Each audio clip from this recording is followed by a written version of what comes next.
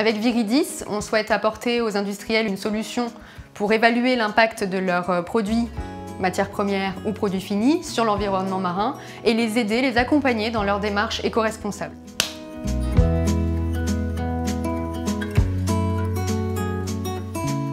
Je m'appelle Pauline Cottinal, je suis doctorante en 2e année de thèse à l'Université de Nice. Je porte le projet Viridis qui consiste en un test de cytotoxicité destiné aux industriels pour mesurer l'impact de produits finis ou de matières premières sur l'environnement marin.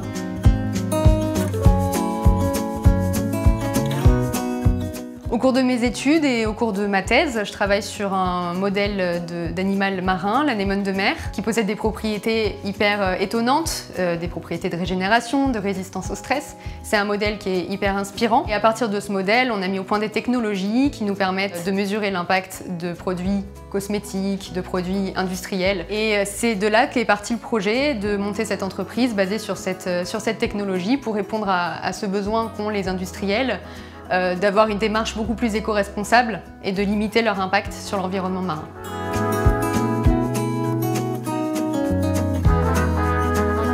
Au laboratoire de recherche, on a mis en place un protocole pour mettre en culture des cellules d'anémone de mer, ce qui nous permet d'avoir aujourd'hui un outil in vitro pour pouvoir effectuer des tests d'écotoxicité, ce qui nous permet d'avoir des résultats fiables, d'avoir une répétabilité, ce qui nous permet d'avoir du matériel biologique en continu, quelle que soit la période de l'année, et des résultats très rapides, en moins de 15 jours.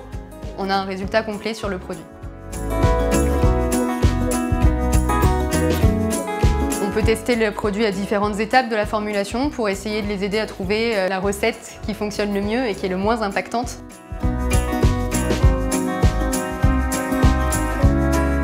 Je suis en thèse CIFRE, je travaille avec une entreprise privée.